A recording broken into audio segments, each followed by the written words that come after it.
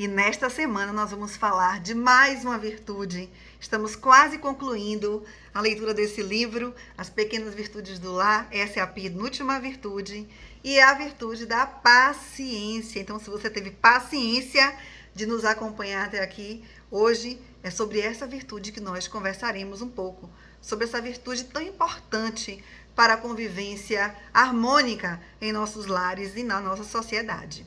E o autor começa fazendo uma alusão à paciência, dando um exemplo de uma viagem.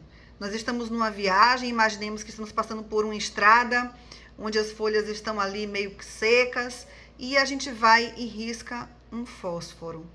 E basta que uma pequena chama de um fósforo aceso, num ambiente propício, com folhas secas, inicie um grande incêndio que pode se alastrar por quilômetros e quilômetros. E aí ele revela dessa forma que a falta dessa virtude tão importante, que é a virtude da paciência, pode causar grandes incêndios e grandes prejuízos. E aí ele fala que muitas vezes é até um dever de caridade não suportar um capricho aparentemente inofensivo que com o tempo pode gerar defeitos intoleráveis. Nesse trecho, ele está se referindo à relação de marido e mulher, que muitas vezes ele fala anteriormente de atitudes que maridos têm com a esposa, de impaciência, de exigência, e que nós, mulheres, devemos, de certa forma, entre aspas, educar os nossos esposos para que eles tenham paciência, para que eles saibam esperar o tempo das coisas acontecerem, o tempo das atividades serem desenvolvidas, para que não haja uma pretensão, né, de exigência, de imposição sobre o fazer do outro. E aí ele fala que é o caso de certos maridos excessivamente fracos, que começam por suportar em silêncio os caprichos de uma jovem esposa, com tendência para a desordem, e numa segunda fase se mostram ressentidos e por fim explodem a menor exigência. E aí eu dou exemplo para vocês de casais que muitas vezes podem ser com o homem ou com a esposa, relevam pequenas bagunças, pequenas desordens que lhes incomodam e eles vão silenciando, e com o passar do tempo aquilo vai crescendo dentro deles ou delas, ao ponto que chega numa situação em que explodem, porque eles não conseguem mais dar conta de lidar com aquela desordem, com aquela desorganização. E ele fala também com relação aos pais.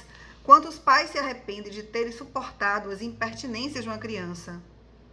Quantas vezes nós não vemos pais que se omitem do dever de educar os seus filhos e até acham graça das pequenas malcriações que são feitas, mas aí chega num ponto da vida dessa criança, que às vezes não é mais criança, já se tornou um adolescente, onde tudo foi, né, tratado numa condescendência muito grande, e na adolescência esse adolescente sai do controle, dá muita dor de cabeça a esses pais, e agora é o desespero dessa família pela falta de educação, pela falta de posicionamento. Então, esse excesso, às vezes, de, entre aspas, uma paciência que não é, na verdade, a paciência, é, na verdade, uma omissão, pode gerar para essa criança um transtorno imenso, né? Devemos nos opor ao mal, mesmo que para isso seja necessário esgotar o último sopro da nossa energia. A ira é um pecado quando lhe damos curso sem um motivo razoável, ou quando permitimos que se extravase ou prossiga de maneira desproporcionada. Mas há iras, ou, se preferirmos, indignações, legítimas e mesmo necessárias, as que são inspiradas não pelo desejo de impor uma opinião ou interesse pessoal, mas pela obrigação de defender a verdade ou a justiça, de condenar ou evitar o mal. Então, a gente precisa se posicionar. A gente não pode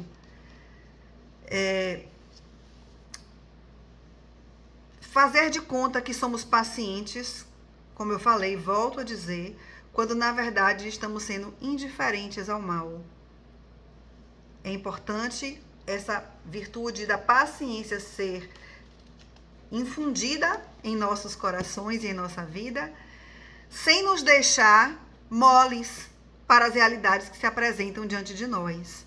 A paciência leva-nos a suportar o erro, a contradição, os aborrecimentos e, de maneira geral, todas as contrariedades que nos vêm das pessoas e das coisas. Ser paciente é conservar o domínio de si. As pessoas suscetíveis ou violentas não são capazes disso. Então, é o autodomínio, um domínio daquilo que às vezes em nós pode se transformar em ira, em raiva, em estouro, em explosão. O exercício da virtude da paciência nos faz dar nome e colocar no lugar as coisas certas, colocar esse sentimento num lugar adequado para que a gente possa agir apesar dele. A não ser que os seus destemperos e arrebatamentos sejam ocasionados por uma deficiência física, são indício de fraqueza de vontade. Ou seja, aquele que não domina a sua impaciência, são indícios de uma fraqueza de vontade. Como adultos, nós temos essa condição de dominar a nossa vontade, de segurar os nossos ímpetos. A força manifesta-se no autodomínio, mas autodomínio não é inato. É preciso aprendê-lo. A paciência adquire-se de duas maneiras, através das convicções e através do exercício. E é nesse exercício diário de se colocar numa postura de paciência e ensinar essa paciência àqueles que estão sob a nossa guarda, que nós vamos desenvolver não só a paciência, mas as demais virtudes. E aí o autor segue dizendo que seremos pacientes se soubermos calar-nos e se soubermos esperar. A paciência pede-nos que saibamos esperar. Acostumemo-nos, portanto, a não exigir nem a dar satisfação imediata a todos os nossos desejos. Esse é outro exercício saudável. E aí ele conclui esse capítulo que fala sobre a virtude da paciência, dizendo justamente isso. É um autodomínio, uma autoeducação, um exercício contínuo que nos eleva a essa condição de sermos pacientes. E ser paciente, mais uma vez eu repito, não é ser omisso, não é ser negligente. É colocar de forma organizada os nossos sentimentos em nós, para que a gente não deixe que a raiva ocupe o campo principal de ação em um momento de turbulência, e que a gente possa dar a cada coisa aquilo que ao seu tempo a paciência nos traz, que é uma sobriedade, uma clareza para agir diante das situações. Eu espero que você, se não é paciente ainda, consiga no exercício, assim como o autor nos coloca, diário, desenvolver essa virtude e ensiná-la àqueles que Deus lhes confiou. Uma boa semana, e na próxima semana a gente volta com a última virtude do livro, se Deus quiser.